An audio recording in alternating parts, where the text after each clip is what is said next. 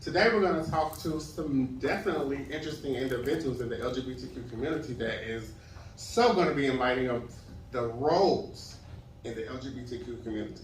I have to my left, this is your beautiful young lady, and I'm going to let them introduce themselves and tell them a little bit about their role and their experiences in their lifestyle as well. Hey everybody, my name is Tisha. Everybody call me Tish.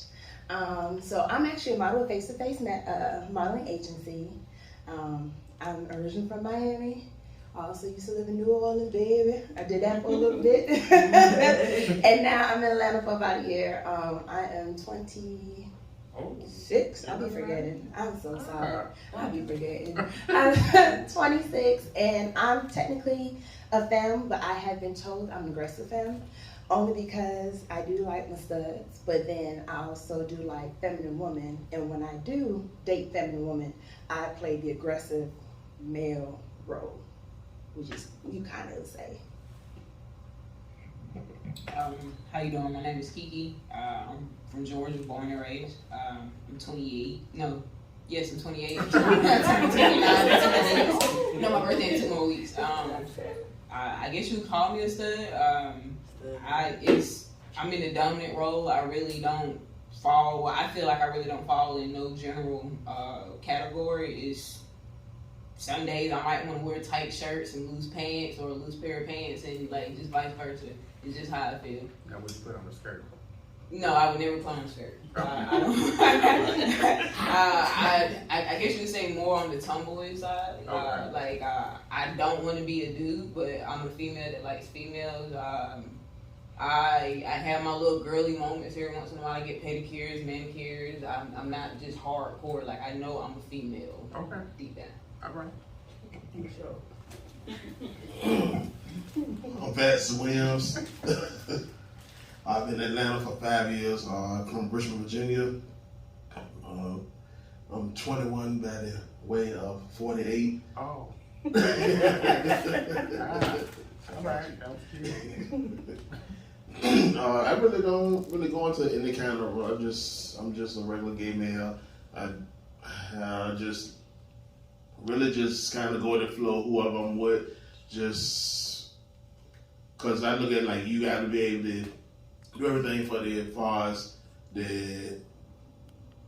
I'm trying to think of the word I want to say. You want to satisfy each other, because if you're not satisfying each other, then that leaves way for cheating. So I just talk to my mate before we get going and just go from there and just see how everything goes. So Tish, I want to ask you a question. So being in the LGBTQ community and also being a model, how does that work? How do you feel society views you as a, I guess, gay model? Is that what we want to try to say? Okay, so funny thing is, people don't know that I'm a gay model like that. I don't know if it's because of my body type. They just always assume that I'm straight, and it's hilarious. It's actually a funny conversation. And I think I don't correct nobody. Well, nobody ever come up to me and ask. And I think the reason why I don't correct is because I do have, based on Miami, even though it's pretty open, there is somewhat of a stigmatism when it comes to that, especially if it's a female getting dressed, because, you know, we all females. There's a whole bunch of designers. There's going to be times we're going to be naked. And I think some females will get uncomfortable knowing that I'm a gay woman in the room, and they may think that I'm watching them. That's not the case. But because of that, I kind of I'm just the friendly Aquarius that everybody's just like, girl, I got everything that you need, but that's about it. I understand what you're saying, because when I be in the film, by me being a designer, it's kind of hard when I be like that. I know y'all probably be seeing sometimes, like when everybody be changing clothes, I need to dress around like, you don't do what y'all gotta do. Because I don't want nobody to be looking at me like, oh, is he looking at me? Because a lot of people don't really know about me unless they're real close to me, or if I just jump out like I jumped out last time when I came here. Nobody was expecting me. They thought it was an April Fool's joke. But it's just like everybody look at you funny when you're in the fashion industry, because they either think that you either trying to get with them, or you trying to talk to them, or you trying to. It's real crazy. And some people even come to you on the low, be like, well, yeah, you know, yeah, I don't even get down like that. I don't like that. If I see you doing that, I don't even deal with you on that kind of level. And it's crazy for me because I don't get that. Being that in the production role that I'm in, I don't get that. Everybody love me, I guess, because I'm helping females change clothes, I'm helping the models do this, I'm running around doing that. So I don't get that perspective that y'all get. But being that you're a designer and you're the model, it's too, you know what I'm saying? I don't get that because of who I am. I'm the producer. So now my next question is for you, young lady. Being that you are in the stud role and you have a somewhat dominant film, how do you deal with that in your relationship? What do you mean? Like, how does her aggressiveness come out and it overpowers your aggressiveness? No, there are certain times. I'd say in a relationship, with mine and her relationship, I'm dominant 90% of the time, and like I do have I let her take over because I feel like being dominant 100% of the time it gets boring. It's the same thing over and over. I like for her just to come do her thing. Like it adds excitement.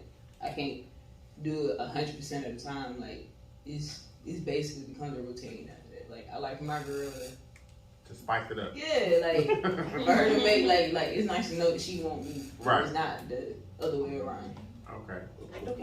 You sure can. Okay. Sorry. Okay, I would say, depending on the right person, a dominant person can be submissive. And I do feel like there are times where I'm very submissive when it comes to her, but then there's also times where she's submissive when it comes to me. So it's a partnership. So it's 50-50, and yet it does spice it up. So, so within spicing it up, have you ever transitioned with doing something with 3 people, 4 people, a situation of that nature because of the dominance and the submissiveness? And say, for instance, you're both wanting to be dominant at the same time. Who is going to really be submissive? Like, say, I want to do it this way. No, I want to do it this way. So who's going to actually be the first to just break the barrier and be like, you know what, forget it, let's do it? When it comes to that, it's really not, well, to me, it shouldn't be a fight. Sexual communication, like I'm really big on communication, and sexual communication is something that's totally different too. But you also need to, you and your partner need to be like really open with each other. And I feel like once you get past a point of being like so open with each other, it's really not a fight for the dominant. It literally just happens naturally. Okay. You want to say something? Like you said, getting on some, like piggyback off what you said, yeah, you got to be kind of open-minded and talk to each other. I know my first time I had like a threesome, it was like it was boring to me. I had like, and it was just like, I don't want to do this no more. So, and then it felt kind of bad because when I went home, I told my friend, I was like, I had a threesome. I don't even want to do it no more. So wait, you was in a relationship and you had a threesome? Yeah, with somebody else. Huh. So,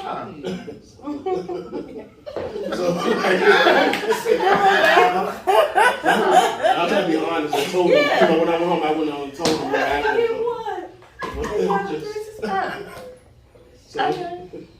So it's just like, it's kind of boring. I don't know because I went with my partner or because I was just trying something different. So it's like you do have to have communication whatever you do. I will touch on that a little bit. No, but you're right. Okay, because when I mean spice it up, it doesn't mean that it involves another person. Now, don't get me wrong. I have had my share.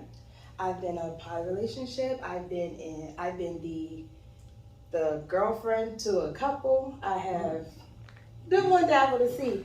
But same as well. But when it came to our relationship and being monogamous instead of poly, I don't know. It was just we found another way to get a deeper connection before it got to be more of a sexual connection. Okay. So when the sexual connection did come, it was a experience that we never experienced in our past relationships or adventures. Gotcha. So what made you go into a poly relationship? Is it the point of, because I'm selfish. I'm not gonna lie. Okay.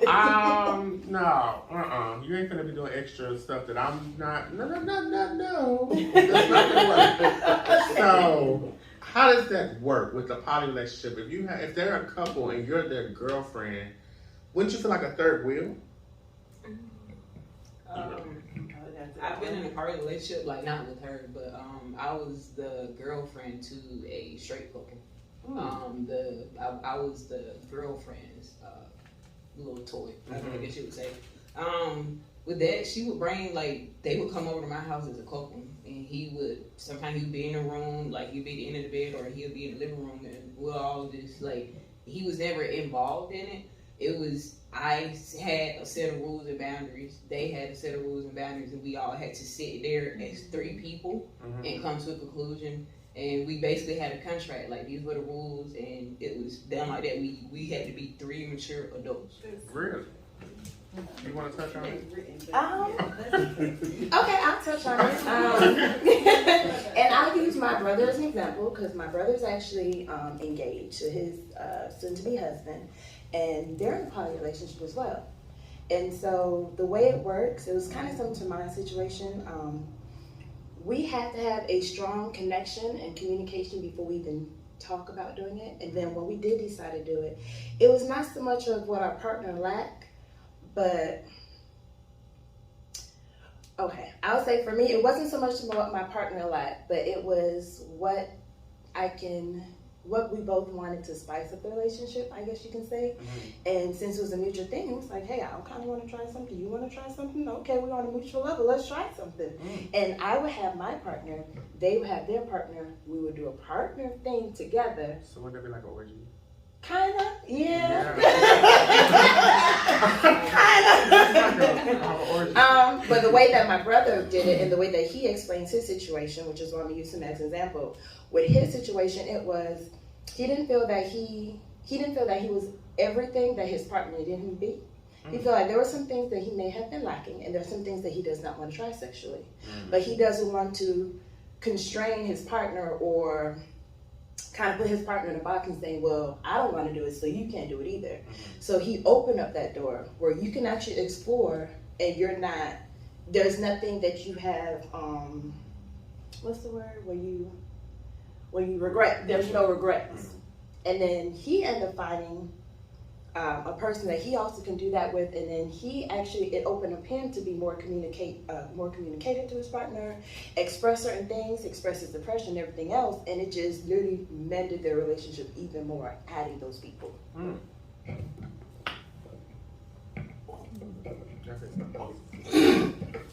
Piggyback off what you said, I don't know. I don't know. I'm like you said, I'm selfish. Yeah. I mean, I'm selfish outside when I want to do something, but it's like I'm selfish when I'm dealing with somebody. So I wouldn't. Wait, you weren't too selfish a few minutes ago. I said outside when I want to do something. I mean. When he wants to somebody else's stuff. But it's like, I know a friend of mine, we was talking, they asked about it being a problem. I guess they were saying we could talk and bring other people in. I didn't want to do that. I mean, we talked for like a couple of weeks. I guess he thought I was going to change my mind. I wasn't going to change my mind. I don't want to do that. I'm one-on-one. Like outside when I tried the threesome, then I saw I didn't really like it. So I'm just a one-on-one type of person. So it's like I just can't get along with an open relationship, because if we lacking something and then you got to go outside to get it while you together, that's not a relationship. Honestly, if you got to go outside, it's shown to be one-on-one. And then just like if you get married, you got to be with that person, because I take vows serious. So if I marry somebody, I know that's somebody I want to be with. I'm not gonna be running around, doing other stuff and anything like that. I'm gonna be serious about it, so that I can show that I'm serious. I don't want to just be like when you're young, you just run around doing whatever you want to do. Okay. Do we have time for one more? Like I totally understand the whole selfish aspect. I'm very selfish. I'm Taurus. But the main reason why. How are you selfish and you was in a poly relationship? So when I was in the poly relationship, I was on the outside, like I was single. So that's why I tried it. Like that's why I was so open to being that third person in their relationship, because I'm still single. I get to do whatever I want to. Like I have these set of rules with her, but that's only with her. I'm single. I'm finna go mingle and do whatever I do. When she wants me, she calls me. So all right, and then that's kind of escortship right there. yeah, but I got. That was an escort. My services. Yeah, it was needed. But I was doing what I did. he said my services, but I was listening. But she kept on calling back. You know, I had no complaint. With that poly relationship, did they break up because of you, or are they still together? Okay. Be The honest. truth. The truth is, after I guess with her being with me for a while, because they was already having like their relationship was kind of rocky when I came in. Like it was already before I came in, it was already rocky. But I guess with her being with me, it kind of further pushed her away from him. Like I wasn't like, oh well, let's just be with me. It was just we was really enjoying each other's company. And I told her I don't want to come in between it, but it's just I guess they came to a decision one day and she let me know what was happening, and then me and her we further took our relationship deeper. So you took somebody's woman.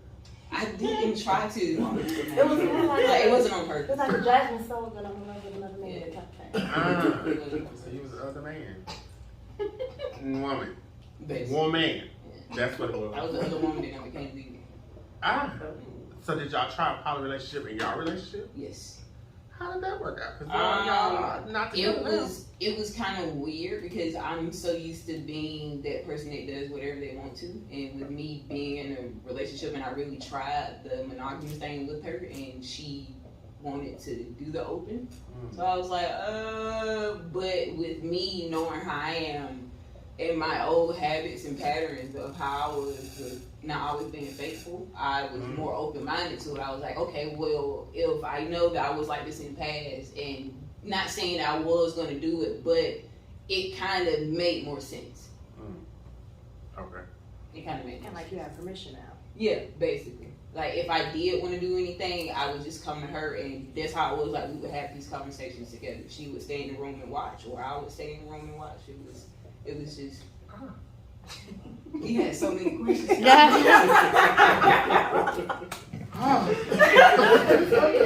Unfortunately, our time is up, but Jesus. Lord, okay, this is Gay Chronicles, and this is table talk, so therefore the talk and the table is right here.